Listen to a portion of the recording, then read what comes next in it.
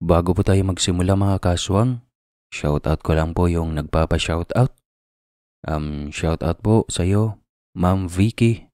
Maraming salamat po sa pakikinig palagi. Mag-umpisa na tayo.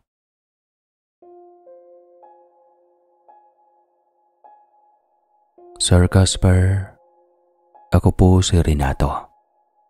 Uatong kong tawagin na mga kaibigan at kababata ko. Isa po akong agta o dumagat. Kami ay mga katutubo dito sa kabundukan ng Sierra Madre.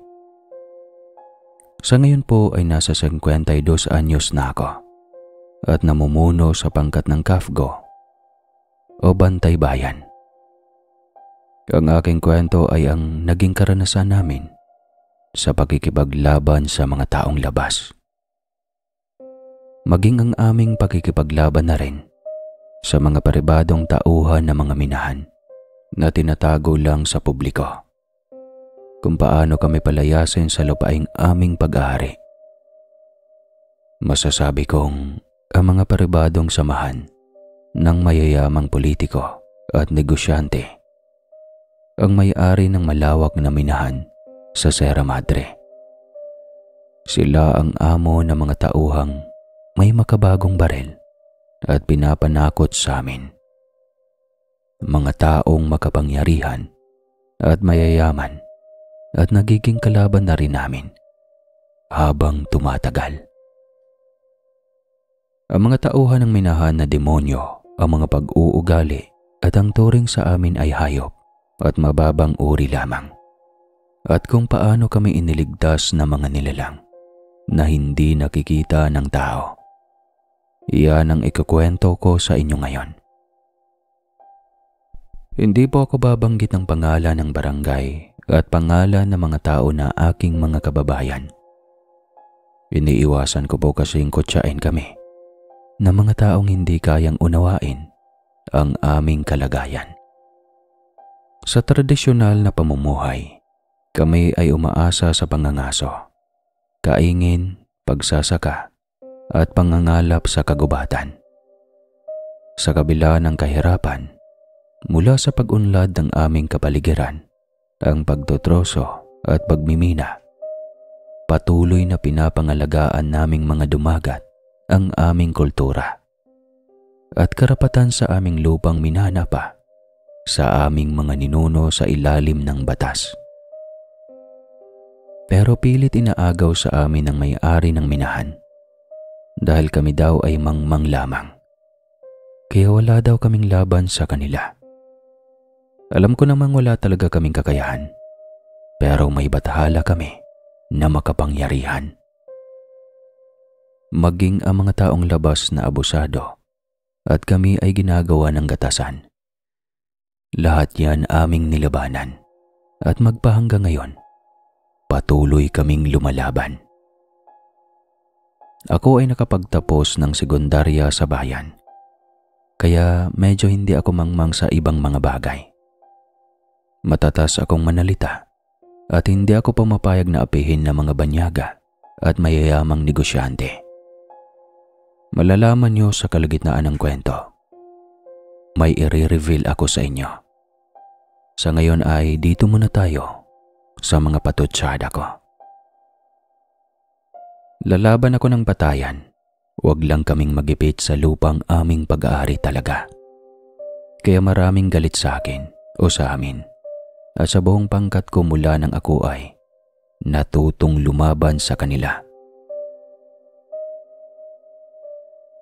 Taong 1999, sa kabilang bahagi ng kabundukan, nabalitaan namin na may mga kilalang politiko at mga banyagang dayo ang malimit naming makita at para daw sinusukat na ang lupain at may nadadamay na lupain ng mga kaanak kong agta. Yung iba ay napipilita na umakyat sa tuktok ng bundok kasi wala talaga silang kalaban-laban at dahil na rin sa takot. Aabutan daw ng 5 piso ang mga lokal at pipirmahan sa katunayang binili na nila ang lupa ng mga kamag-anak kong mga mangmang. Na noong mga panahong iyon ay medyo malaki-laki pa ang 5,000 piso. Mga wala silang pinag-aralan at kaalaman sa batas at sinamantala naman iyon ng mga ganid na politiko. Dahil sa pakiusap ng matatanda na natitirang buhay sa aming pamilya, ayaw nila ng gulo. Kaya ang iba, tinatanggap ang 5,000 piso at aakyat nilang sila sa itaas ng bundok para sa kanila ligtas sila doon. Hanggang sa mawala na sila ng pag-aari at ang kalaban naman nila ay ang mga taga-DENR at pinapaalis sila sa lupang pag-aari ng gobyerno. May mababait din namang mga tauhan ang pamahalaan at hinahayaan na lang ang mga kapwa ko dumagat na minirahan sa liblib na lugar ng kabundukan ng Sierra Madre. Basta ang usapan, huwag magpuputol ng mga puno at ipagbibili. Nasa ganun na nga umiikot ang buhay namin. Maswerte ako dahil hindi pa naaabot ng minahan ang pag-aari ng aming lupain. Malaya pa kaming namumuhay kasama ang aking angkan. At ang iba kong kamag-anak ay nakapag-aral sa kabayanan, kaya marunong na kaming lumaban.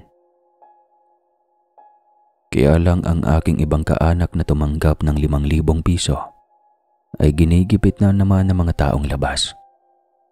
Ang malaking grupo ng NPA ay galing pa sa malalayong lugar at ginagatasan nila ang kaawa-awa kong mga kaanak. Kaya kami naman ay agad na susugod upang itaboy ang grupo nila Calando. Mga bastos ang grupong ito kumpara sa naunang grupo na nakasagupa ng mga sundalo. At ang gusto, gagawing alipin ang ilan kong kaanak at binabastos ang mga kadalagahan. Oras na marinig namin ang sipol o kung tawagin namin ay saktong, hudyat iyon na papalapit na naman ang grupo ni Calando. Atong, ayan na naman ang grupo ni Calando. Nagkataon pa na ang mga militar ngayon ay pinatawag sa kabayanan at may mahalagang okasyon sa kampo. Kaya tayo na lang ang aakyat sa sityo. Pag hindi tayo kikilos, ubos na naman ang mga palay ng mga kaanak natin. Saad ng kapwa ko Kapko. Namimihasan na talaga ang grupo ni Calando. Bakit hindi sila humingi sa mga amo nilang politiko? Akala ko ba'y may pundo na sila at suportado ng mayayamang tao sa lipunan? Tapos tayong mga agta ang kanilang gagatasan. Alam naman nilang hirap na nga tayo sa buhay eh. Daing ng ina ko at lumuluha ito sa takot dahil buntis ang kanyang kapatid na nasa itaas ng bundok. Andoon din ang aking uwa, ang ina ng aking ama, na halos matanda na at hirapan ng kumilos. Tahan na ina, ako na po ang bahala. Lalakad na kami hanggat maaga pa para abutin man kami ng gabi. Nakahanda na kami sa mga pwesto namin. Noon pa man ang lagi kong kinakatakutan, ang bala ng baril. Pero noong bihasa na ako at ang training ko sa kabundukan ay sapat na, kampante na akong harapin sila sa laban. Sobra na ang kanilang panggigipit. Porke baka tutubo lang kami. Amang Bathala, gabayan mo kami ngayon at sana makabalik kami sa pamilya namin ng ligtas. Dasal ko habang naglalakad na kami pataas ng bundok. Hindi ko alam kung bakit na mga oras na yon ay kinakabahan ako. Maging ang 5 kong kasamahan ay ramdam ko ang kaba. Ramdam ko ang inyong kaba. Babalik na ba tayo? Hindi naman siguro nila sasaktan ang mga kamag-anak natin. Yun nga lang, tiyak said ang kanilang palay at mga naaning mais. Gutom na naman sila sa loob ng ilang buwan. Yan lang ang inaalala ko. Tutuloy tayo atong, hindi pwede na laging ganito. Lalaban tayo para matakot na silang bumalik. Wika ng kasamahan ko. Malayo pa kami sa sityo ng mga kamag-anak ko. Sinalubong na kami ng pinsan ko at binalaan kami na marami daw noon ang taong labas at mas mahaba na daw ang kanilang armas. Atong, mag-iingat kayo. Natanaw namin mula sa itaas ng puno. Ang dami nila ngayon. Parang doble ang bilang. At may mahaba na silang armas. Hindi tulad noon. Mabuti bang magplano muna kayo. Pag naglaban kayo sa sityo namin, baka may madamay na mga bata at matatanda. Napaisip nga ako. 5 lang kami. Ano bang laban namin? May mahaba pa silang armas. Samantalang kami, iilan na lang ang bala ng mga baril naming pinaglumaan pa ng mga sundalo. Atong, ano kaya't bulabugin na lang natin sila? At para ang pagbintangan ay ang mga sundalo. May ilan pa akong granada at pain sa mga hayop gubat. Tara, bilisan natin. Buti at malayo pa sila at malapit ng gumabi. Mungkahi nga ng mga kasamahan kong kapgo at sinabi ng pinsan ko na tutulong daw sila. Dahil wala na kaming pagpipilian pa. Agad naming ginawa ang naisip ng kasamahan kong kapgo. Malapit nang dumilim nun, kaya napapatakbo na kami patungo sa daraanan ng mga taong labas. Ikinalat namin ng mga pain at pagka nilang matapakan iyon, sugat ang mga paa nila kahit pa nakasapatos. Malalaki itong bakal na may matalas na ngipin at may makakapal na kalawang. Ganyan ang pain namin para sa mga baboy ramo. At ngayon, 15 peraso ang ikinalat namin. Matapos naming ikalat ang mga pain o mga patibong, pinauwi ko na ang mga pinsan ko at ilang kasama niya. Ayaw kong madamay sila sa labang wala naman silang kakayahang makipaglaban dahil kabataan pa sila. Kaming 5 naghanap ng matataguan sa itaas ng puno. Yun ang napili naming taguan. Naghiwa-hiwalay kaming 5 at handa na sa mangyayari. Rinig na namin ang kanilang tinig.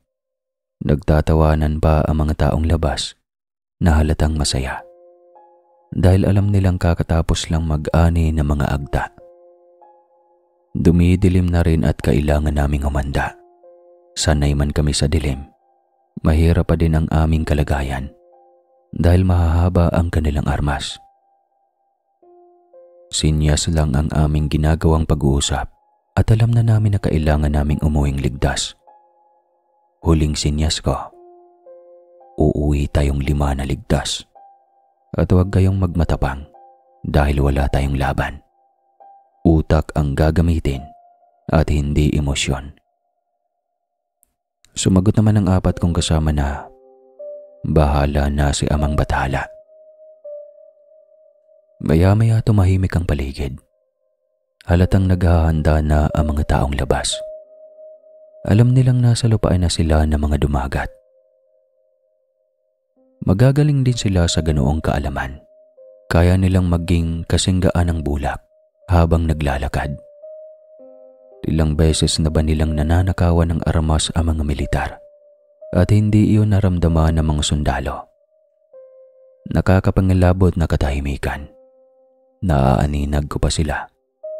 Ang mahabang pila habang dahang-dahang naglalakad. Talagang sanay na sila sa kabundukan. At alam niyo ang nakakabilib noon, may mga babae silang kasama. Alam ko ding hindi lahat sa kanila ay nakasapatos, kaya tiyak kong may mapipilayan at hindi na makakalakad. Pinapanalangin ko na ang leader nila na si Kalando ang agad na madali sa patibong namin. Hindi nga nagtagal ay may narinig na ako. Aray! Mag-ingat kayo. May mga nagkalat na patibong sa mga hayop gubat. Dumudugo na ang binti ko. Malalaki ang nilagay nila. Sigaw ng isang lalaki at halatang umatras ang iba at nagbalak na bumago ng daan. Kahit saan pa kayo dumaan mga demonyo. Marami pa kaming pain. Kahit papano, mapipilayan ang ilan sa inyo. Sa isip-isip ko. Balik! Mag-ingat, madilim na ang daan. Aray! Nadali din ako. Tulong! Dalawa na ang nadali. Masayang-masaya kaming 5, pero nandun pa rin ang kaba. Kaya pa naman naming makaaninag ng tao at tanaw namin na umuurong na ang ilan. Tigil mo na tayo. Magpaplano muna tayo. Mukhang naaamoy ng mga agta na darating tayo. Maghanap muna tayo ng mapagpahingahan ngayong magdamag. At bukas na muli tayo lalakad. Malayo pa ang sityo ng mga dumagat. Baka marami pang pain ang hindi natin makikita. Boses iyon ni Kalando. At may nabuo sa aking isipan. Kung kaya nilang nakawin ang armas ng mga sundalo, kaya din naming gawin iyon na hindi nila namamalayan. Hindi na namin makita ang isa't isa. At alam kong narinig din ng 4 kong kasamahan ang sinabi ni Kalando. Pero matatalino ang mga taong labas. Habang tulog ang iba, may naka-duty at gising ang mga ito. Hindi ko na alam ang plano ng 4 kong kasamahan. Halos 11:00 na ng gabi at hindi ko na sila makita. Hindi ako makababa ng puno dahil pinakamalapit ako sa pwesto ng mga taong labas kumpara sa 4 kong kasamahan. Hindi ko tuloy malaman kung ano ang gagawin ko. At maya-maya nga lang, nagkagulo na. Dahil nakita daw nila na may taong tumakbo at agad inisip ng mga taong labas na may kalaban. May kalaban! Gising! Sigaw ni Kalando. At hindi ako pwedeng magkamali. Malamang ang kasamahan kong Kafgo iyon. Hinabol nila ang lalaking kanilang namataan at delikado na ang buhay ng kapwa ko Kafgo. At ilang putok ang aking narinig. Kinalabutan ako. Masama ang kutob ko baka naabot nila o naabutan nila ang kasama ko. Humawak akong mabuti sa sanga ng puno. Kailangan ko mag-ingat. Isang maling kilos ko lang, patay ako. Tiyak may kasamahan ang taong yon. Galugarin ninyo ang paligid. Sigaw muli ni Kalando. Lalo akong natakot para sa mga kasamahan ko. Tiyak nakababa na sila ng puno. Malakas ang kutob ko na ako na lang ang nasa itaas ng puno na mga oras na iyon. Pasado hating gabi na at muling nagkagulo at may hinahabol na naman sila. Malakas na putok muli ng baril ang aking narinig. Pumatak na lang ang luha ko. Wala akong magawa at hindi ko matulungan ang 4 kong kasamahan. Hanggang sa maya-maya pa, nabigla din ako. Isang malakas na pagsabog ng granada ang narinig ko. Alam kong granada iyon ang kasamahan kong Kafgo. Tiyak na nanlaban na ito. Malayo ang liwanag na nanggagaling sa pagsabog. Tanaw ko mula sa kinalalagyan ko ang malaking apoy. Nagkakagulo ang lahat at may sumisigaw ng patay na daw. Amang batala, patay na po ba ang mga kasamahan ko? Kumaabot ako ng liwanag sa pwesto ko. Tiyak, makukorner nila ako. At wala na akong kalaban-laban. Kayo na po ang bahala sa akin at sa mga pamilya kong naiwan. Habang abala ang lahat sa hindi kalayuan, kaagad akong bumaba at tumakbo pabalik sa sityo ng mga kaanak ko. Bahala na. Wala nang lingon-lingon. Tumakbo ako ng mabilis at pinilit kong makabalik ng buhay. Hindi naman ako maliligaw sa lugar namin. Doon na ako lumaki, kaya alam ko ang ligtas na daan kahit pa madilim. Hanggang sa may humatak sa akin at hinila ako sa maling direksyon. Malakas ito at kayang-kaya niya akong hatakin at ang bilis niyang tumakbo. Sandali, sino ka ba? Hindi kita makita. Teka lang muna, ano ba? Hindi ito sumasagot at pagod na ako sa pagtakbo. Bitawan mo ako, malayo na ako sa sityo namin. Ano ba? Hindi ito ang tamang daan. Sino ka ba? Nanlalaban na ako habang pilit kong inaalis ang kamay ko na hawak niya. Takbo pa, kaibigan. Kailangan mong makalayo dito. Pag naabutan ka nila, pati mga kalahi mo sa sityo dumagat ay madadamay. Baka saktan ang buong angkan mo. Galit na galit sila dahil nahuli nila ang 2 mong kasamahan at wala na silang buhay. Takbo pa! Hindi ko na alam kung ano pa ang nangyari. Para akong nagising at natakot sa kanyang sinabi. Sumunod na lang ako kung saan man niya ako hinatak. Isang malaking puno nga ang aming narating. Malalaki ang ugat nito at kayang magtago ang isang tao. Inaaninag ko ang anyo ng lalaking umahatak sa akin. Subalit madilim ang paligid. Hindi ko siya makita. Pumasok ka sa gitna ng malalaking ugat, kaibigan. Ligtas ka dito. Huwag kang matakot sa akin. Kaibigan niyo ako. Salamat kung sino ka man. Bali 5 kami. Asan pa kaya ang 2 kong kasamahan kung patay na ang 2? Nakatakbo sila, kaibigan. May dalang pangpasabog ang isa mong kasamahan. Kaya nakatakbo siya papalayo. Bali ang 2 mong kasama ay patay na. Binaril sila, kaibigan, habang tumatakbo. Gustuhin ko man sila na tulungan. Kaya lang nakita kitang bumababa ng puno at hinahabol ka nila. Pero wala naman akong nakitang umahabol sa akin ha. Nakalayo na ako. Dahil hawak na kita. Nawala ka na sa kanilang paningin. Ano? Hindi ko maunawaan. Sino ka ba? Pero hindi na sumagot ang lalaki. Dahil may narinig kaming papalapit na mga taong labas. Isiniksik ko ang katawan ko sa gitna ng malalaking ugat. Kailangan ko makabalik ng buhay sa pamilya ko. Rinig na rinig ko ang kanilang pag-uusap. Ilan pa kaya ang nakatakas? Lintik na mga dumagat na iyon. Marunong nang lumaban na. Para mga tao sila ng militar. Talagang utos sa kanila na libuhin tayo. Humanda sa akin ang mga agta na iyon. Puputulan ko sila ng leeg.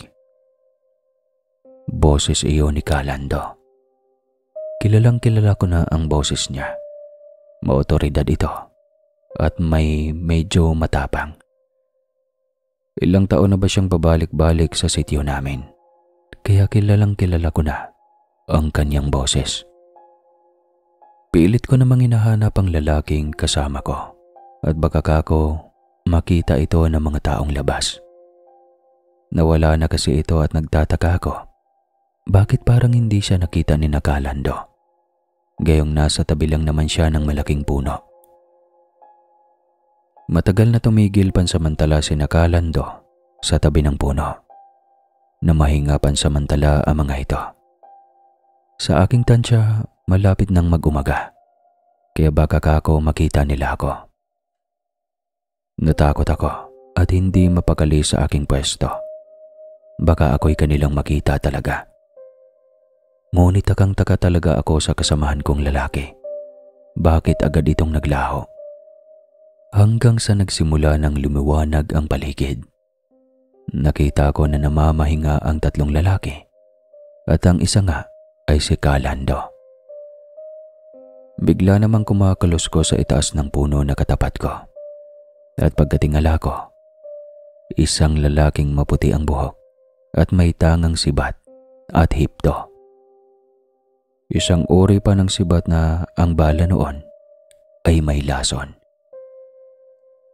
Maraming pwedeng ibala sa aming sandatang iyon. Ang hipto ay ginagamit na ng aming mga ninuno noon pa mang unang panahon. Pwede itong balahan ng lason o di kaya ay karayom na pag natamaan ka sa mata, tiyak ay bulag ka. Marami sa mga dumagat ang marunong gumawa ng ganoong sandata. Pero ang lalaki hindi kagaya naming maitim at kulot. Bakit maputi ito at ang kanyang balat ay parang kumikinang? Napakahaba ng kanyang buhok at ang kanyang mukha ay kakaiba. Mahal na bathala, hindi ito tao. Suminyas ito sa akin na sumiksik pa ako sa mga ugat ng puno at ang kanyang hipto ay itinutok niya kina Kalando. Sabay ihip at alam kong may tinamaan sa 3 kasamahan ni Kalando. Sunod-sunod ang kanyang pag-ihip at nagising ang Kalando. Aray, lintik. May masakit na parang kumagat sa mukha ko. Aray! Sa akin din, Kalando. Aray ko. May nangbato sa atin ng lason. Lintik. Mamamatay na tayo dito. May kalaban sa paligid Sigaw ni Kalando. Sabay takbo. Pero natumba na sila bago makalayo.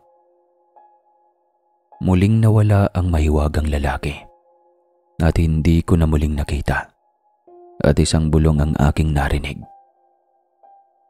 Takbo na, kaibigan. Huwag kang lilingon. Alam mo naman ang pabalik sa sityo nyo. Sige na, ligtas ka na. Tumakbo ka na. Bulong nito sa akin. Hindi na nga ako lumingon pa. Napakabilis ng takbo ko at hindi naman ako maliligaw sa kabundukan ng Sierra Madre. Dito na ako isinilang at alam ko nang pasikot-sikot sa lugar. Habang tumatakbo ako, nakatatak sa isipan ko na patay na ang Kalando. Kaya kahit papano, mapipilay na ang grupo. At palaisipan sa akin ang lalaking mahiwaga na tumulong sa akin. Kung sino ka man, kaibigan, maraming salamat. Bulong ko. Maya-maya pa ay narating ko na nga ang sityo. Sinalubong ako ng 2 kong kasamahang Kafgo. Ligtas nga sila at agad akong pinainom ng tubig at pinakalma. Asan si Bato at Leon? Patay na nga ba sila? Paano mo nalaman, Atong? Nakita mo ba na binaril sila? Sinabi ko sa kanila na may tumulong sa aking lalaki na kakaiba ang anyo. At sinabi ng 2 kong kasamahan na sila man, may humila din sa kanila na lalaki. At inihatid sila sa daang patungo sa sityo. Nagkatinginan na lang kaming 3 at sinabi kong huwag sasabihin sa iba pa ang aming nakita. Halos hindi na makapagsalita ang 2 kong kasamahan. Takot at pagtataka ang kanilang nararamdaman. Sino nga ba ang lalaking tumulong sa amin? Pansamantala kaming nagtago sa bahay ng kaanak ko. Nakikiramdam kung pupunta pa ba doon ang mga taong labas. Gayong alam kong wala na ang kanilang leader na si Kalando. Ang mga bata at matatanda at kababaihan, inilayo muna namin.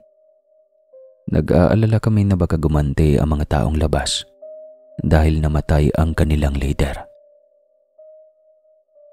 Pero dumaan na muli ang magdamag.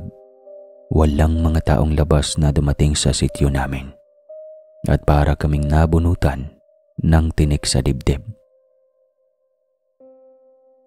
Atong, nakakaawa naman ang 2 ninyong kasamahan.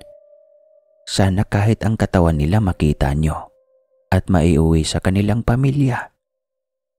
Saad ng aking owa o lola. Kaya nagpasya kaming tumawag sa mga militar at humingi ng tulong. Agad naman nagpadala ang aming opisyal ng tulong at ginalugad namin ang kagubatan kung saan kami naabutan ng mga taong labas. Halatang dalian ang grupo ni Kalando. Marami silang naiwang kagamitan. Ang nasa isip ko, baka sila ay itinaboy ng mahiwagang nilalang. Kaya madalian silang umalis, lalo't nakita nilang wala na ang kanilang leader na si Kalando. Matapos nga ang ilang oras, sumigaw ang isang sundalo na nakita na ang katawan ng 2 kong kasamahan. Maganda ang kanilang pagkakahiga sa malalapad na dahon at halatang may nag-ayos sa kanilang pwesto. Patawad ba to, Leon? Hindi ko kayo natulungan. Pahinga na kayo. At alam kong may pinadalang anghel, ang ating mahal na bathala sa langit, para iligtas kami. At kayo ang nagbuhis ng buhay para sa amin. Salamat mga kaibigan ko. Patawarin ninyo ako. Atong, nakakapagtaka. Malayo ang kanilang lugar sa isa't isa nang maabot ng mga taong labas. Kitang-kita ko yon. Doon sa lugar na iyon, malayo dito. Nagpasabog ng granada si Bato. Hindi dito eh. At si Leo naman. Tumatakbo pa silangan at doon siya binaril. Paano sila napunta dito? Atong, mahiwaga talaga yung lalaking maputi na tumulong sa atin eh. Shh, huwag kang maingay. Baka marinig tayo ng mga sundalo. Sansal ako sa kasama kong kafgo. Ako man ay nagtaka. Bakit nga magkasama na ang katawan ni Bato at Leon? Mahirap mang paniwalaan. Talagang may bumuhat sa katawan ng dalawa at pinagsama nila para madali naming makita. At ang mas nakakamangha pa, hindi man lang lumobo o bumaho ang katawan nila at hindi nila langaw. Ayon sa mga kwento ng mga kasama ko, kaya ginawa nila ang paiba-ibang direksyon ng takbo para daw sa akin. Dahil alam nila na malapit sa pwesto ko ang mga taong labas. Gusto nila itong linglangin para umalis sa kanilang mga pwesto at habulin sila. Pero iba ang naging resulta. Buhay ang nagiging kapalit nun sa buhay ko. Kung sino ka man kaibigan, salamat sa iyo. Alam kong hindi ka agta na kagaya namin. Alam kong hindi ka tao. Salamat ha. Bulong ko. Isang malakas na hangin ang aking naramdaman na parang dumampi sa mukha ko. Para bang nasa paligid lamang ang mahiwagang lalaki. Hinanap din ng mga militar ang katawan ni Calando, pero mukhang binuhat sila ng kanilang mga kasamahan. Naibaba namin sa bundok ang katawan ng dalawa kong kasamang kafgo.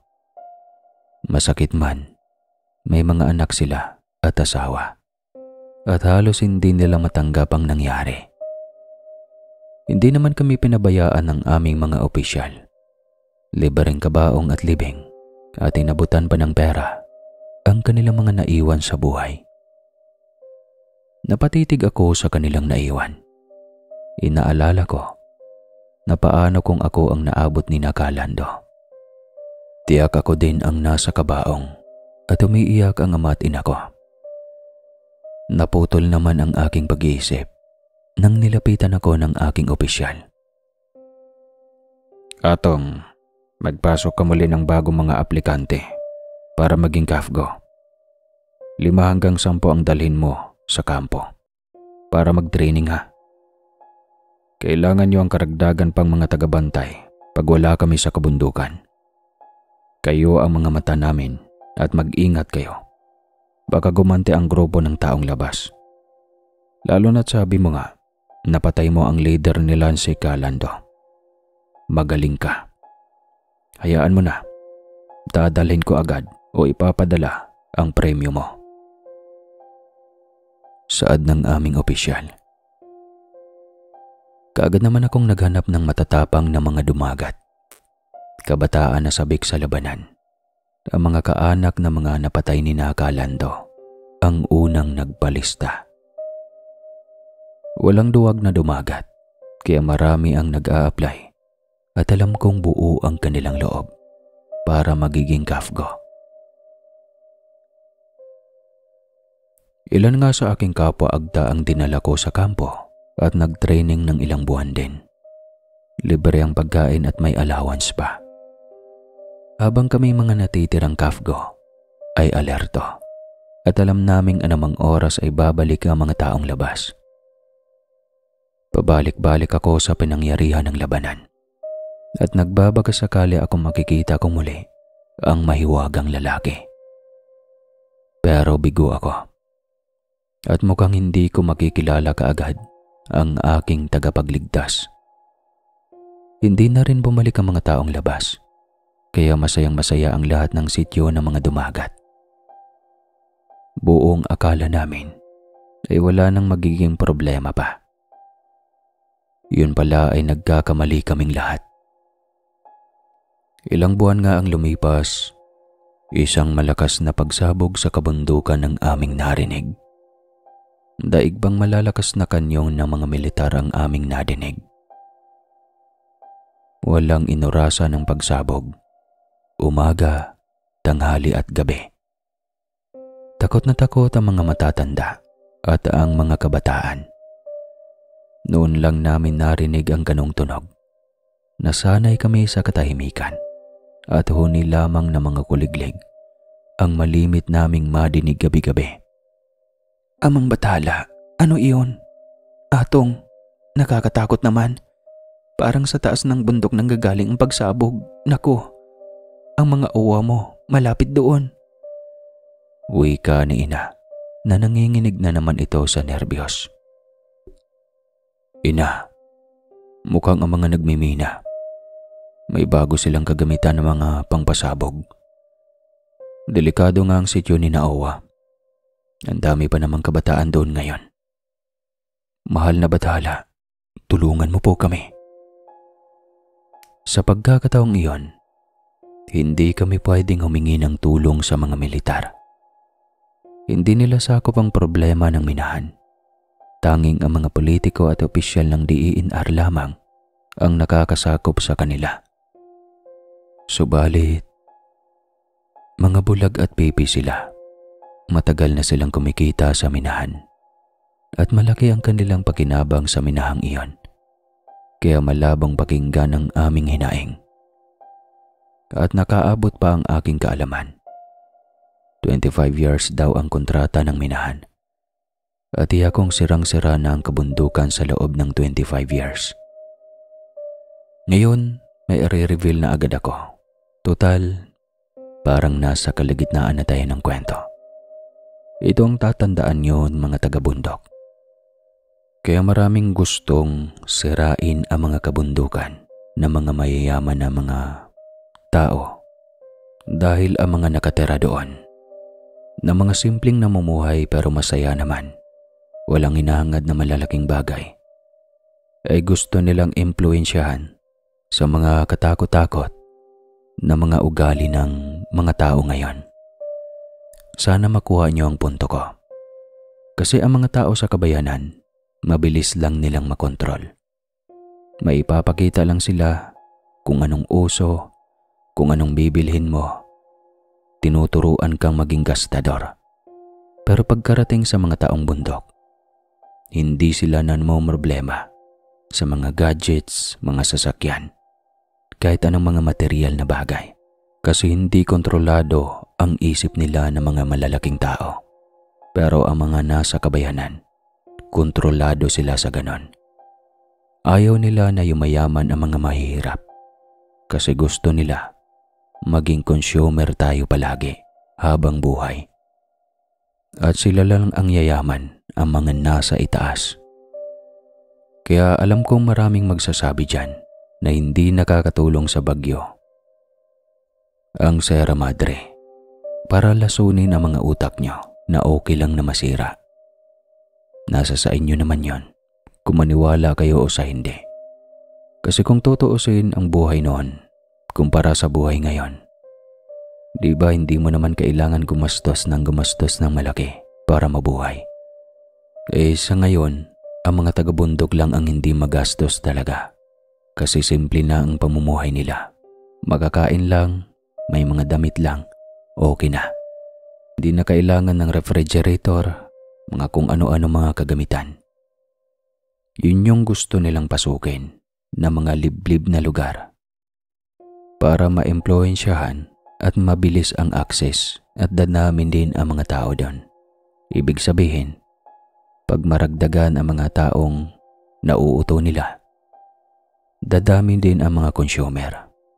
Kaya kung napapansin nyo, sa mga cellphone nyo, isa iyan sa mga dahilan kung bakit naging magastos ang mga tao. Ala, mukhang tama ano? Grabe naman kwento na to. Kinikilabutan ako. Balik tayo sa kwento. Kinabukasan, madalim pa, muli akong nagsadya sa sityo ng aking mga kaanak. Halos lahat sila hindi na makatulog sa takot. Sa ilalim daw ng lupa nila ay parang may pagyanig dahil sa pagsabog. At ang ilang kubo nila ay nabago nga naman ng tayo at tumatagilid. Atong, maghanap kami ng malilipatan. Hindi naligtas ang lugar ng aming tinitirikang bahay. Maging ang aming mga gulayan at taniman ng mais. Parang kakaiba na may mga lupang hindi naligtas tapakan. Baka mapahamak kami. Saad ng owa ko. Agad nga akong naglibot sa paligid at nakakita nga ako ng mga lubak at parang nabibiyak na lupa. Hindi naligtas manirahan sa sityo ng owa ko. Saan ko naman sila ililipat? Doon sila itinalaga ng DNR. Ang aming sityo naman sa ibaba ng bundok ay puno na at hindi nakakasyang pamilya ng mga kaanak ko. Matanda na ang owa ko at wala silang laban sa minahan na walang pakialam sa mga dumagat na nasa tabi lamang ng kanilang minimina na naninirahan. Pansamantala akong namahinga sa ilalim ng malaking puno. Nag-iisip ng plano para sa sityo ng owa ko. Sa bilang ko, nasa 10 pamilya din sila at maraming kabataan at matatanda na. Kaibigan, mahirap nga ang inyong pinagdaraanan. Kami din na marami na ang lumika sa aming lahi. Nasa kabilang bahagi na kami ng Sierra Madre ngayon dahil sa minahan na nabulabog kami. Nagulat naman ako at may nagsalita sa tabi ko. Nasa likuran ko na pala ang lalaking tumulong sa amin noon. Aba, kaibigan, salamat at muli kang nagpakita sa akin. Muli akong magpapasalamat at iniligtas mo kami. At alam kong ikaw ang nag-ayos ng mga katawan ng 2 ko pang kasamahan na pinatay ng mga taong labas. Ayos lang kaibigan. Ako ay kababata mo at sabay tayong lumaki dito sa bundok. Kaya alam ko ang inyong pagkaramdam at ang inyong mga ipinaglalaban. Nandito lang ako at handang tumulong. Pasyensya ka na at sa iyo lang ako nakikipag-usap ha. Ayaw ko lang maging komplikado ang lahat. Hindi ko mauunawaan. Ano ka ba kaibigan? Alam kong may kakaiba sa iyo, maging sa kulay ng balat mo. Hindi ka tao kaibigan at nauunawaan ko yon. Dumagat ako. Bukas ang isipan namin sa kagaya mo. Bata pa lang ako. Alam namin na may kagaya nyo na namumuhay sa kabundukan na ito. Taong engkanto ka ba, kaibigan? Tama ba ako? Salamat at hindi pa rin kami nakakalimutan ng mga ninuno nyo. May ilang dumagat din ang nasa aming pangangalaga na. May ilan sa inyo ang napangasawa ay taong engkanto. Kami ay elementong lupa. Kagaya nyo, may sakahan din kami at nangingisda rin. Kaya lang nabulabog kami dahil sa minahan. Nabalitaan ko nga ang kanyang tinoran. May ilang kadalagahan kaming nawala na lang sa kagubatan at hinayaan na lang ng aming mga matatandang kaanak dahil nasa mabuting katayuan na daw ang mga dalagang nawawala na lang. Ang sabi nga ng owa ko, sumama na ang mga ito sa mga engkanto. May ilang bumabalik naman at may bitbit ng anak. Kita namin na maganda na ang kanilang buhay. Kaya sino ba namang magulang ang ipagkakait ang kaginhawaan? Aalis na muli ang kanilang mga anak at hindi na namin alam kung saan sila naninirahan. Kaya siguro ganito ang aking nararamdaman sa nilalang na kaharap ko. Dahil siguro, iisa kami ng kinalakihan at baka nga kababata ko siya at sabay na lumaki sa kabundukan. Ikaw kaibigan, bakit ka bumalik pa sa lugar na ito? At nakikita ko ang sandata mo, kagaya ng aming sandata. Saan ka naman natutong gumamit nun? Muli, kababata mo ako. Hindi man ninyo kami nakikita, pero halos kasama nyo kami araw-araw noon. Andito dati ang aming tahanan kaibigan. Kaya lang dahil sa minahan, napilitan na kaming lumayo. Bumalik ako dito dahil sanay ako sa lugar na ito. At ngayon, mukhang kailangan nyo ang tulong namin. Napatango na lang ako at napaisip muli kung saan ko ililipat si Naowa. Halata kong ramdam niya ang aking iniisip at binigyan niya ako ng ideya. Kaibigan, tawagin mo na lang akong Samok, isang elementong lupa. Ang maipapayo ko sa iyo sa loob ng isang buwan, kailangan mong ilipat ang kaanak mo sa may ilog sa kabilang bahagi ng lugar na ito, na ang dulo ay karagatan na. Malayo man, ligtas naman sila doon. Tirik man ang pwesto ng lupa, pero siguradong ligtas sila doon. At may ilog namang pagkukunan nila ng pagkain sa itaas na parte. Ang katabi nilang lupain nandoon ang karamihan ng mga engkanto at tahimik na namumuhay. Pero Samok, baka magalit ang gobyerno sa amin. Kailangan ko pang magpaalam kay Kapitan.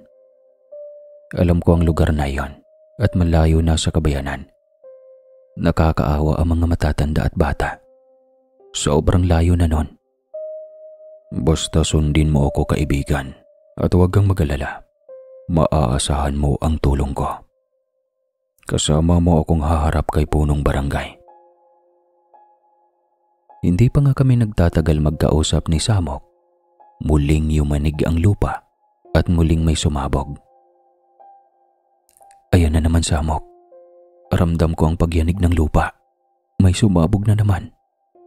Nakakaawa naman ang mga matatanda at bata sa sityo.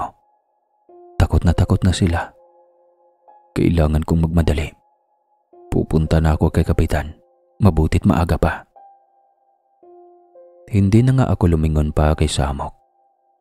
Nagtatakbo na ako pababa ng bundok. Napakalayo ng bahay ni na Kapitan. Tabi na ito ng National Highway. Wala na akong lingon-lingon pa. Nakailang pahinga din ako bago ko narating ang bahay ni na Kapitan. Inihanda ko muna ang aking sarili. Noon pa man, lagi nang galit sa amin si Kapitan. Mainit ang dugo nito sa mga dumagat, kaya hindi ko alam kung papayag ito sa aking sadya sa kanya. Maraming tao sa bahay ni na Kapitan. Nahiya ako sa aking kasuotan. Hindi ko malaman kung saan ako lalapit para hanapin si Kapitan. Tao po. Uy, may agtao. Baka hinanap si Kapitan. Saad ng isang babae. Nako, baka mamalimos na naman ang mga yan. Kababaho pa man din. Umalis ka nga dito, ang baho mo. Bastos naman ang babaeng yan. Teka nga, magpasalamat siya, mabait ako ngayon. Huwag kang aalis kaibigan. Ako ang bahala. Nasa tabi mo lang ako. Mga tuwiran ka kaibigang Atong. Sabihin mo kafgo ka at may sadya ka kay Kapitan. Nagulat ako sa biglang pagbulong ni Samok. Nasa tabi ko pala ito at ako lang ang nakakakita sa kanya. Madam, isa po akong kafgo. Ako po si Atong, leader ng mga kafgo sa sityo ng mga agda. May sadya po ako kay Kapitan. Sana, wag mo naman akong bastusin. Ay, pasyensya na. At yung mga kalahi mo laging nandito araw-araw kasi at namamalimos. Akala mo, may patago ka sa amin. Sandali, tatawagin ko si Kapitan. Natagalan pa bago lumabas si Kapitan. At hindi ko na maramdaman pa si Samok na nasa tabi ko. Pero alam kong nakaagapay sa akin ang elemento. Pagkalabas ni Kapitan. Ano yon? Ikaw yung Kafgo ah. Bakit? Anong problema? Tanong ni Kapitan na amoy alak at halatang kakainom lang. Hindi na po ligtas ang mga dumagat sa itaas ng bundok, Kap. Dahil nabibitak na ang lupa dahil sa pagpapasabog ng mga minahan. Bala ko pong ilipat sa tabi ng ilog ang mga owa ko bago pa sila mapahamak. Aba naman, ano kayo sinuswerte? Nabigyan na nga kayo ng tamang lugar ah. Doon naman kayo magkakalat sa tabi ng ilog. Aba, hindi ako papayag. Nagkalat na nga ang lahi mo kung saan-saan eh. Bigla naman itong nasamid at umubo ng umubo. Halos hindi pa ito tapos magsalita. Okay po, bababa na lang ako ng kabayanan at hihingi ng tulong kay gobernador. Dahil baka marami pong magbuwis ng buhay dahil sa lagay ng kalupaan sa taas ng bundok. Hindi na po talaga ligtas. Sige po, aalis na po ako, Kap. Patuloy naman ang pag-ubo nito at hindi ko na ito inintindi pa. Lumapit ang asawa nito at pinainom si Kapitan ng tubig. Alam kong kagagawan iyon ni Samok. Ang matinding pag-ubo ni Kapitan. Hindi ko naman masisisi ang elemento. Bastos at mayabang manalita si Kapitan. Hindi makatawang pagtanggap niya sa akin. At sanay na ako sa ganong senaryo.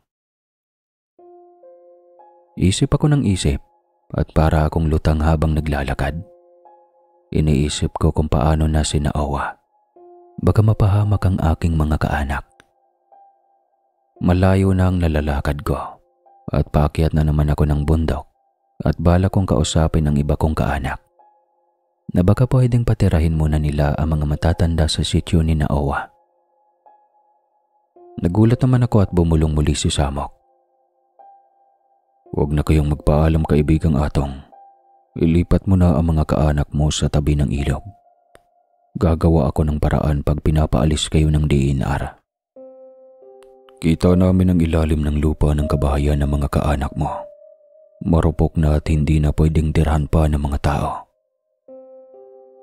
Pansamantala akong tumigil maglakad.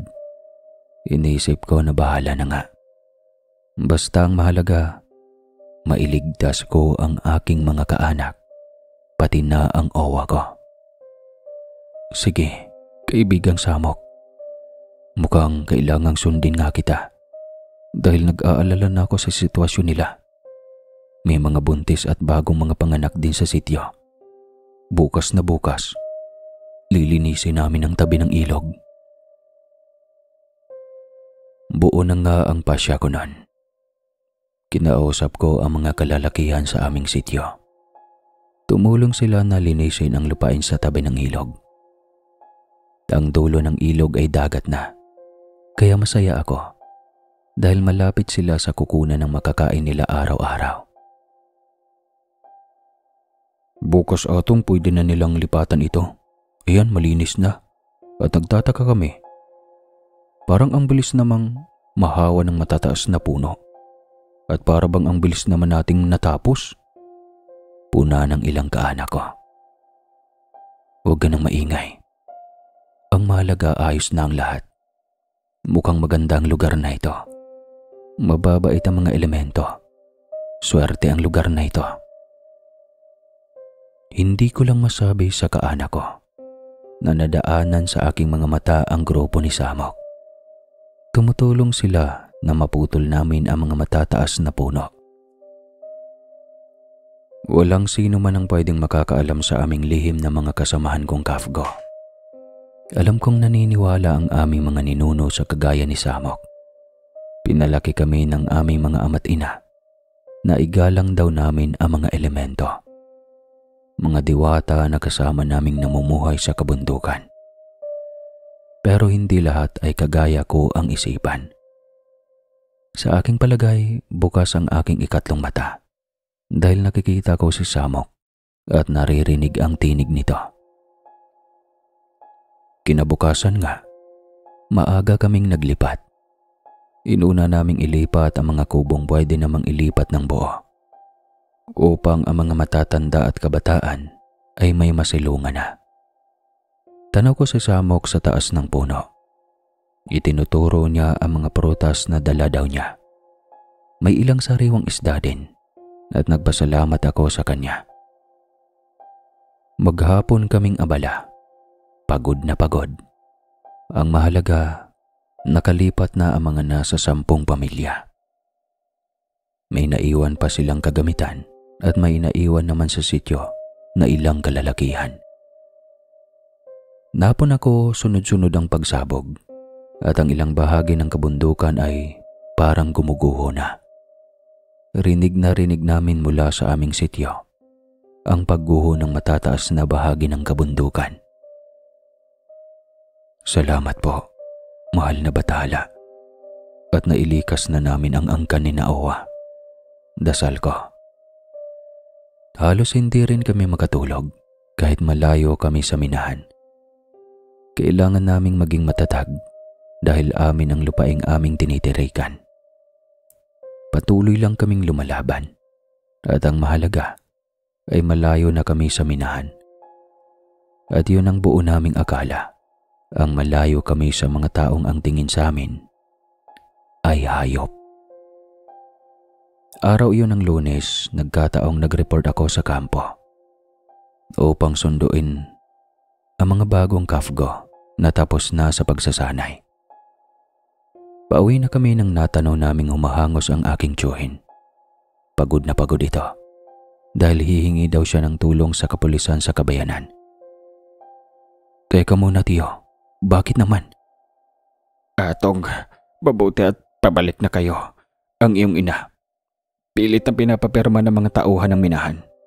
Aabutin na daw ang ating sityo at bibilhin na daw nila ang ilang ektarya nating lupain sa halagang 5,000 piso lamang. Atong, magmadali kayo. Ang inay mo, tinututukan ng barel. Para akong nawalan sa sariling bait. Halos liparin ko na ang daan. Ang mga kasamahan ko, kanya-kanya na rin ang takbo. Lahat kasi ng kanilang pamilya nasa sityo namin. Pagdating ko, wala na ang mga tauhan ng minahan at ang inay ko nawalan daw ng malay. Kaya daw umalis ang mga tauhan ng minahan, hindi daw napapirma ang inay ko dahil nawalan nga daw ng malay. Hinahabol namin ang mga ito at hinarangan naman kami ng ilang kaanak kong agda. Atong tigil, wala kayong laban. Makinig kayo sa amin. Marami silang armas at sanay pumatay ng tao. Magplano muna tayo. Hindi naman napapirma ang inay mo eh. Pero tiyo, kailan tayo kikilos pag nagsisimula na ang pagmimina dito sa lupain natin? Atong, nakapag-aral ka kumpara sa amin. Sana mag-isip ka muna. Huwag kang padalos-dalos. At isipin mo naman, sana naipapain mo lang ang mga kasamahan mo. Ni wala kayong sapat na armas na panlaban sa kanila. Sumang-ayon naman ang mga kasamahan ko. Tama daw ang tiyuhin ko. Ano nga naman ang ipanglalaban namin sa mahahabang armalite at mga makabagong kagamitan nila? Bumalik kami sa sityo namin at gising na ang ina ko. Napansin ko na mas lumala ang nerbiyos ng ina ko. Nasa pangalan pa kasi niya ang titulo ng lupain ng mga dumagat. Hatian pa ito ng nasa 20 pamilya. Malawak ito, pataas at pababa ng bundok. Kaya sa talaga ang target ng may-ari ng minahan. Mula noon, araw-araw kaming nakabantay sa daraanan ng mga taga-minahan. May naka-duty sa amin at nasa itaas kami ng mga puno. Nakahanda ang aming mga armas na hipto, na ang aming mga bala ay may mga lason. Galing sa katas na mga bunga ng halamang may lason na nasa matatagpuan lang sa mga bundok. Nadadala din minsan ng aking paningin si Samok. Nasa itaas din iyon ng puno at malungkot na nakatitig sa akin. Ramdam niya ang bigat ng aking dinadalang responsibilidad. Ang problemang alam niyang mahirap lunasan. Isang gabi akong nakabantay at pagod na rin ang aking katawan at isipan. Nilapitan ako ni Samok at may itinuturo ito sa akin. Nakikita mo ba iyon, kaibigang Atong? Parang may mga maninipis na sinulid, hindi ba? Wala namang ibang dadaan dyan kundi ang mga tagaminahan. At sabihan mo din ang ibang mga kalalakihang dumagat na iwasan ang lugar na yan. Bakit, kaibigang Samok? Anong meron sa lugar na yan? At ano ang mga sinulid na iyon? Nahagip nga ng aking mga mata eh. May lason iyon, kaibigang Atong. Oras na dumikit sa kanilang kasuotan.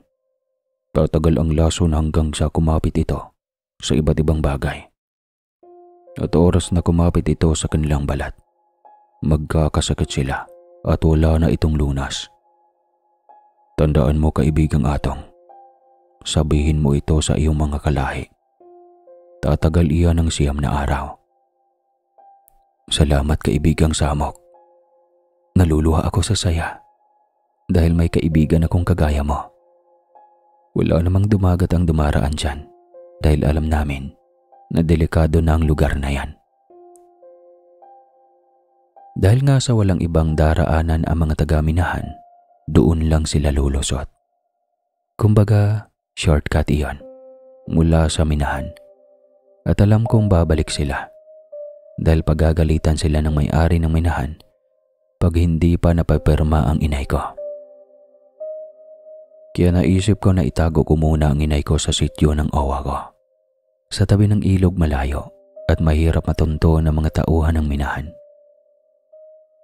Nagpabalik-balik nga ang mga tauhan ng minahan. Sa bilang ko nasa 10 tao na ang dumaan sa patibong ni Samok. Hanggang sa nagpapaputok na ng baril ang mga ito pag hinahanap ang ina ko. Sige, patayin mo kami. Naka-report na kayo sa kampo. At oras na may masaktan sa mga kapwa ko dumagat, ipaparating namin ito sa nakakataas at sa media. Ang tapang mo, Kapgo. Akala mo naman. Nagmamatigas kayo ha. Humanda kayo. Ibubulldozer na namin ang lugar niyo sa ayaw at sa gusto niyo. At muling nagpaputok ng baril ang mga ito. Awang-awa ako sa mga kabataan at matatanda na takot na takot. Mula nga sa itaas ng mga puno, namataan ko si Samok at may kasama ito na kagaya niyang kanyang anyo. Gamit ang aming sandatang hipto, inisa-isa nilang soplahan ng lason ang mga may dala ng mahahabang armas. Naaawa akong natutuwa dahil alam kong hindi magtatagal ang buhay ng mga ito. Idagdag pa ang lason sa kanilang mga damit. Wala pang 1 linggo, kumalat ang balita at mula nga sa mga kaanak namin sa ibaba ng bundok, naggalat ang balitang may kumalat daw na pandemya sa taas ng bundok. Tinatamaan daw ng malulubang sakit ang mga tauhan ng minahan. Maging ang ilang may-ari ng minahan ay nahawaan daw, kaya pinatigil daw muna ang pagmimina. Kapayapaan ng ilang buwan ang ating mararamdaman. Darating ang Kapaskuhan ng payapa tayong mamumuhay. Salamat sa mahal na bathala. Sana nga ay hindi na matuloy ang pagpapalawak pa ng minahan. Sana lang.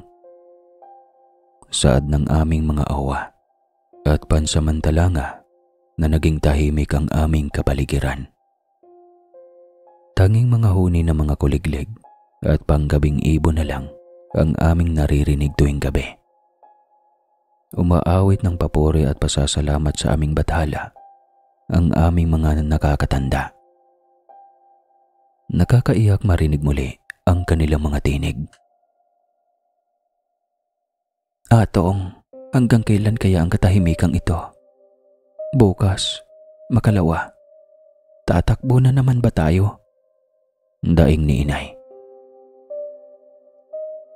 Lalaban tayo, ina. Kung kailangan kong gawin, uulitin ko hanggang maubos sila. Diyos ko, Atong, may kinalaman ka sa mga dumapong sakit ng mga tauhan ng minahan? Ganun ba yun? Patawad, ina. Pero ang totoo ay oo. Kailangan kong gawin upang matakot na silang bumalik dito. Anak, may namatay. Bakit ka natutong pumatay, anak, nang walang kalaban-laban? Hindi po ako ang gumagawa nun, inay. May kaibigan ako at hindi ito agda na kagaya natin. Hindi sila tao, inay. Huwag na ninyong piliting itanong sa akin kung sino at ano. Wala na po kayong malalaman pa. Para na rin po sa katahimikan ng isipan nyo. Tumingin na lang sa kawalan ng ina ko. Bumuntong hininga ito at sinabing, Suportado kita, anak. Mag-iingat ka, ha? At lumakad na ito papalayo sa akin. Isang taon din na napatigil noon ang minahan, at noong binuksan na muli ang minahan ay mas matatapang ang ipinalit na mga tauhan. Mga tauhang mas kayang pumatay ng mga kagaya kong agda. Dating gawi, kaibigang Atong. Uubusin muna natin sila hanggat hindi sila natatakot na bumalik sa sityo ninyo.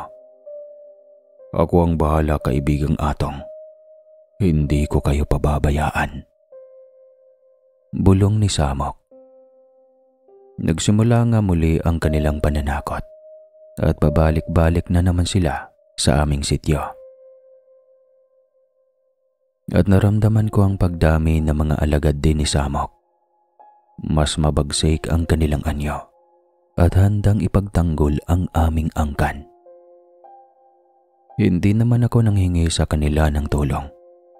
Pero galit talaga sila sa lumalawak na minahan. Ilan muli sa kanila ang nagkasakit ng malubha. Laging bago ang kanilang mga tauhan. Hanggang sa kami na ang kanilang pinagbibintangan. Kuya Atong, tayo daw ay may dala ng mga pandemya. Pupuntahan daw tayo ng mga taong gobyerno at titignan ang ating kalusugan. Pag daw napatunayan nila na may nakakahawa tayong sakit, mapapaalis daw tayo sa ating lupain. Saad ng pinsan kong namamasukan sa kabayanan. Hinahanda ko ang aking mga kapwa dumagat at sinigurado kong malusog kami sa pagdating ng mga taong gobyerno. Buwan ng Mayo noon at umakyat ng bundok ang mga taga-DOH. May mga dalang aparato at inisa-isa kaming kinuna ng dugo. At tahimik silang bumaba ng bundok. Dala ang mga nakuhang dugo sa amin. Nakaramdam ako ng awa sa aming lahat. Di kaunting tulong na gamot o bitamina ay wala man lang iniwan sa amin. Kahit gamot ng mga matatanda, na alam naman nilang matatanda na ang mga ito at kailangan na ang maintenance na gamot, ay wala man lang silang ibinigay sa amin. Talagang binayaran lang sila ng mga politiko at may-ari ng minahan upang kami ang mapagbintangan at mapaalis sa aming lupain. 5 araw ang makalipas, lumabas na ang resulta at pinalabas nila na may nakakahawang sakit daw ang karamihan sa amin. Pero kay buti ng mahal na bathala, isang kasamahan nila na nurse na may mga kaibigang dumagat ang umalma. Lumapit ito sa media at sinabing hindi totoo ang pinapalabas ng DOH at wala kaming nakakahawang sakit talaga. Kahit pa matanggalan ako ng lisensya ay tatanggapin ko. Handa akong lumabas kahit pa idemanda nila ako. Wala pong nakakahawang sakit ang mga lahing dumagat. Utos lang sa amin iyon na mga may-ari ng minahan para mapaalis sila sa lugar na iyon. Wala naman ang nagawa ang ilang politiko. Masisira sila sa mga botante nila. Kaya naman nananahimik na lang ang lahat. Hindi na nga muling pinag-usapan pa sa buong bayan namin ang mga naganap nun. Kaya mula noon hindi na kami pinakialaman pa ng mga taga-minahan. Tinaasan nila ang pader at para silang takot na takot sa amin. Wala nang daan ng mga taga-minahan patungo sa aming lupain. Masayang masaya na kami buhat noon. Payapa na kaming namuhay at wala ng taong gobyerno ang nangingialam pa sa amin. Lalo naman kaming naging matalik na magkaibigan ni Samok. Malimit kaming nangangaso at nagkukwentuhan sa taas ng bundok. Saksi din kami sa pangingikil ng mga taong labas sa minahan. Nagkakabarilan pa nga at may namamatay sa grupo ng mga taong labas. Dahil mas high-tech na ang kanilang mga armas kumpara sa mga taong labas. Iba na rin ang kanilang leader. Canistor na ang pangalan nito. Pilit nilang inaalam kung nasaan ang sityo ni Naowa. At pilit din namang inililigaw ni Samok at hindi na nila maaabot ang tabi ng ilog. Ang sityo naman ni Ina ay hindi nila matawid dahil sa mataas na pader na ginawang harang ng minahan. Kaya buong akala namin ay ligtas na kami sa kapahamakan. Dumating pa ang mga taon at nananatili kaming matatag para sa aking mga owa o lola. Hanggat nakatayo ang matayog na pader, ligtas kami sa mga tauhan ng minahan. Maging ang mga taong labas na dumaraan sa kabundukan ay ligtas na rin kami. Ngunit hindi pala sa lahat ng bagay ay maliligtas kami. Isang malakas na bagyo ang tumama sa mismong lugar namin, ang bagyong Ropeng. Gabi noon at nagtatago na kami sa mga ligtas na lugar. Sa tulong ni Samok, ang mga malalaking puno ay kusa kaming binigyan ng masisilungan. Ganon naman kami pag may kalamidad. Sa malalaking puno ang aming takbuhan. Pero binigyan ako ng babala ni Samok na malakas ang bagyo at humanda kami sa malakas na hangin at baha. Ang inaalala ko ay ang sityo ng owa ko. Tabi sila ng ilog at alam ko rin naman na hindi sila pababayaan ni kaibigang Samok. 12:00 ng gabi nang dumadagongdong na nga na parang may dalawang bato na nagsasalpukan. Tumagal ito ng halos 30 minuto at kasabayang malakas na ulan sa taas ng bundok. Sanay na kami sa malalakas na bagyo. Sanay na kaming mabasa ng ulan. Ilang dekada na bang nakikipaglaban ang mga dumagat sa mga malalakas na bagyo. Pero sadyang ang mga balat namin ay sanay na sa tubig, kaya hindi na kami natatakot. Pero na mga oras na yon, kakaiba ang nangyayari at hindi kami handa. Para bang may sumabog mula sa minahan. Kinabahan kami, kaya nagpasya na akong sumigaw at sinabi kong maghanda. Agad naming itinaas sa mga sanga ng puno ang matatanda at bata. Mabuti na lang at mapuno sa sityo namin at bawal magputol ng mga puno doon. Nang sumagot ang mga kaanak ko na nasa itaas na ng puno ang kanilang pamilya, kaming mga kalalakihan ay nakaramdam sa susunod na mangyayari. At tama nga ang kutob ko. Umawas ang tubig mula sa minahan at nabasag ang mataas na pader na nasa gitna ng aming lupain. Rumaragasa ang malakas na tubig at agad kaming napaakyat sa puno. Napakadilim ng gabi at tanging sipol lamang ang aming komunikasyon. Daig pang malakas na alon sa dagat ang aming naririnig. Sa dilim ng gabi nangangapa kami at lumalakas lang ang loob ko kapag naririnig ko ang sipol ng mga kaanak ko. May mga kasamang bato ang baha at tumatama ito sa mga puno.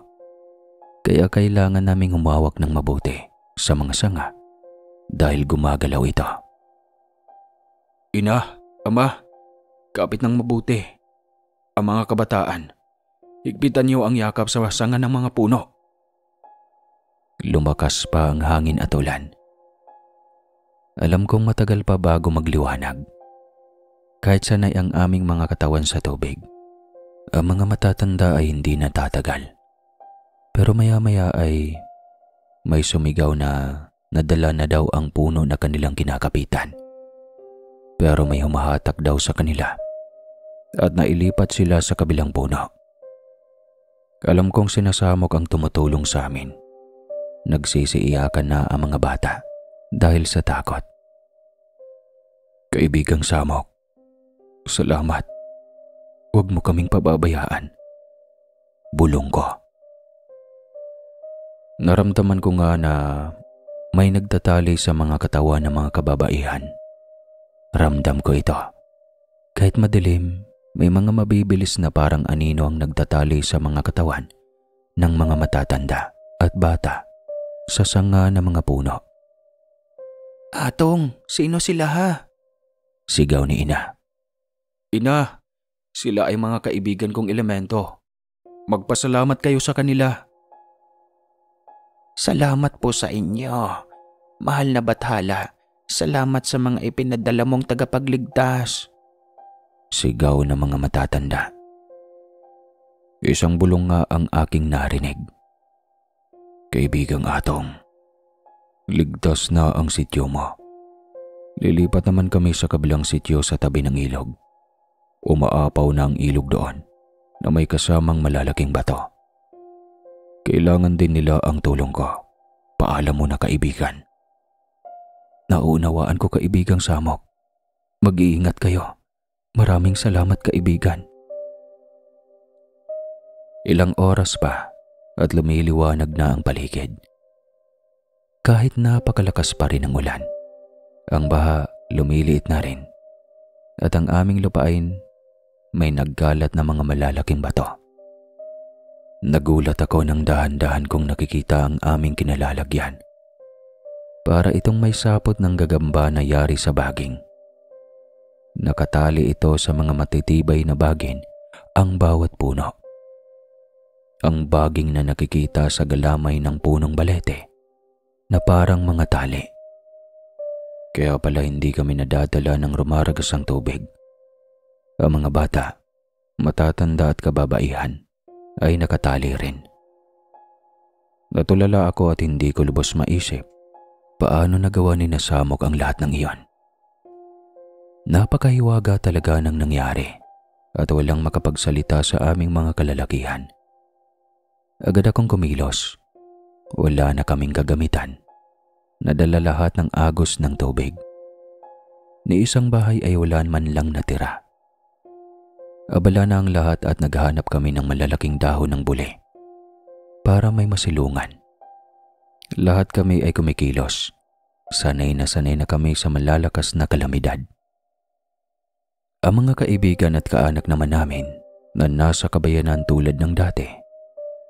Pag natapos ng bagyo, aakyat sila ng bundok at magdadala ng tulong. Alam kong kakaiba ang bagyong dumaan sa amin noon. Dahil sa minahan, noon lang namin naranasan ang ganoong trahedya. Hindi na namin maaalis ang malalaking bato na naggalat, maging ang aming mga sagingan at gulayan ay binanlawan ng baha. Kuya Atong, ang pader na ginawa ng mga tauhan ng minahan ay gumuho. Lampasan na muli ito at tanaw na namin ang minahan. Napakalawak na pala ng minahan kumpara noong 1 taon. Sirang-sira na ang kabundukan. Kaya pala rumaragasa ang malaking baha. Kaya ganito na ang buhay natin. Patakbo-takbo. At pag may kalamidad, aakyat muli tayo sa mga puno. Nakakaawa ang mga matatanda. Mahal na bathala, ano pong nangyari sa aming kabundukan? Daing ko. Bigla namang nagulat ang ama ko at tinawag ako. May nakita daw silang maraming prutas na nasa ibabaw ng malaking dahon. Malapit lamang sa bahay naming naguho na May mga sariwa din daw na karne ng baboy ramo. Anak, bigay ba yan ng mga kaibigan mo ha? Magpasalamat ka sa kanila ha. Napakabuti ng kaibigan mo anak. Napaluha na lang ako. Mas nakakaramdam pa kami ng tulong sa mga elemento. Kumpara sa mga taong gobyerno na dapat sila ang unang tutulong sa amin. Kaibigang Samok, maraming salamat. Napakabuti mo. Salamat sa inyo kaibigan ko. At bumulong si Samok. May gani wa siya nagsamok-samok no? Walang anuman kaibigang Atong. Matagal na kaming tumutulong sa mga lahing dumagat at utos siya ng aking ama. Maging ang mga kaanak mo sa tabi ng ilog ay ligtas na rin. Huwag ka nang mag-aalala kaibigan ko. Kinabukasan naman nawala na ang ulan. Ang inaasahan naming tulong mula sa aming mga kaanak sa kabayanan ay dumating din. Damit, kumot at unan, at mga gamot ng mga matatanda at bitamina ng mga bata. Kung hindi sila nagsumikap at nag-aral sa kabayanan at nakapangasawa ng mga Tagalog, walang ibang tutulong sa amin. Ilang kaanak ko ang pumunta kay Kapitan, pero itinaboy lamang daw sila. Habang kitang-kita daw nila na ipinapasok sa bahay ng punong barangay namin ang napakaraming mga bigas at mga dilata. Tinawag pa daw salot ni Kapitan ang mga kaanak ko. Dahil kami daw ay marumi sa katawan. Kami daw ay nagdadala ng sakit ng kanyang nasasakupan. Umiiyak ang kapatid ng ina ko habang nagsusumbong sa akin. Napakasakit sa pakiramdam habang naririnig ko ang kanilang pagdaing. Hayaan mo na yun, tiya. Ito ang kumot at unan. Gamot ng mga anak mo. At kumuha ka dyan ng mga prutas at karne. Masanay ka na ha. Babangon muli tayo. Hinatiran ko din ng kunting tulong ang sityo ng owa ko. At natuwa naman ako dahil may nagabot pa sa kanila ng tulong mula sa kabilang isla. Naabutan din kami ng biyaya. At muli nga kaming bumangon. Nagtanim at nagsaka muli kami. May iba na ng isda. Ganoon na nga ang buhay ng mga lahing dumagat. Marahil ay hindi pala talaga nasisiyahan ang may-ari ng minahan. Pinarating na namin sa kanila ang masamang dulot ng kanilang minahan sa mga agda. At parang sarado ang kanilang tenga. Wala silang pakialam kahit mamatay kaming lahat sa baha. Hindi rin nila inayos ang mga pader na gumuho gawa ng baha. Naging bukas muli ito sa lahat at namamataan na naman namin ang mga taong labas. Wala na akong pagpipilian pa kundi ang magmakaawa sa mga militar. Bilang KAFGO, karapatan kong humingi ng tulong sa kanila. Hindi naman ako tinanggihan ng mga opisyal ko at sinabing sa oras na guluhin kami ng mga taong labas ay darating na sila. At dahil nga sa ugaling gahaman ng aming punong barangay, nabalitaan ng mga taong labas na ang bodega ni Kapitan ay punong-puno ng bigas at mga tulong mula sa mga gobyerno.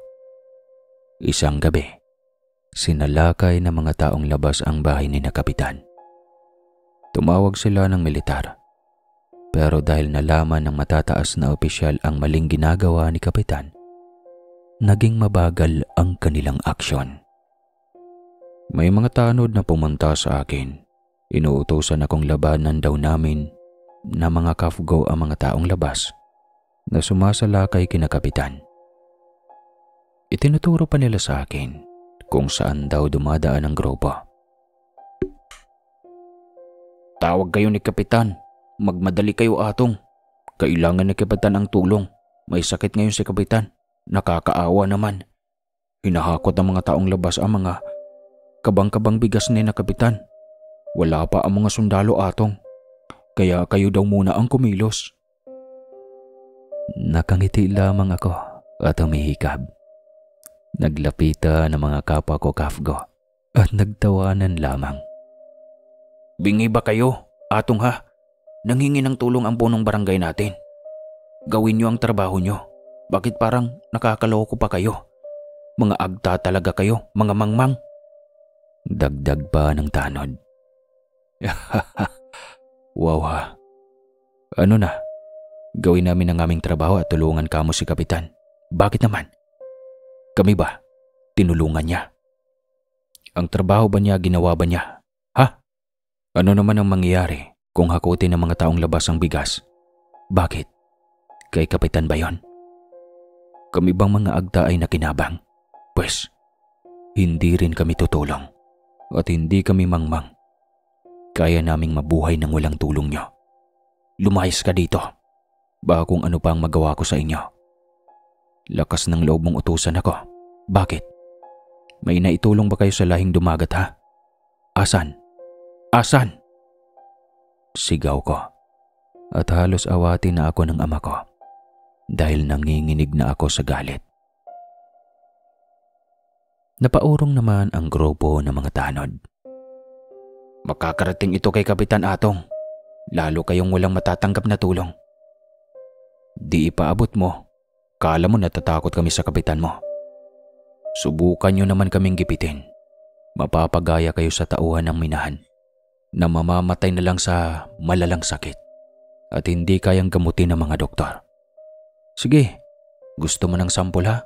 Ano? Halos magtakbuhan naman ang mga tanod ni Kapitan.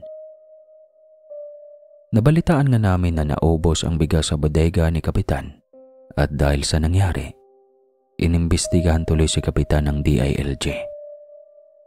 Dahil bakit daw nasa bodega ni Kapitan ang mga bigas at mga dapat tulong iyon sa tao galing sa DSWD. Lalong lumaki ang problema ni Kapitan at natatawa naman kami dahil kahit papano, ang karma ni Kapitan ay dumating na. Natanggal sa pwesto si Kapitan at kinasuhan pa. Ang tumayong kapitan ay ang unang kagawad na may dugong dumagat. Kaya nabago na ang lahat ng nakarating na ang tulong sa aming mga dumagat. At hindi na pumipirma ang bagong kapitan sa mga request ng may-ari ng minahan. Napatigil ang kanilang pagpapalawak ng kanilang pag-aari. Maging ang mga taong labas ay hindi na bumalik. Nakuha na daw nila ang nararapat sa kanila.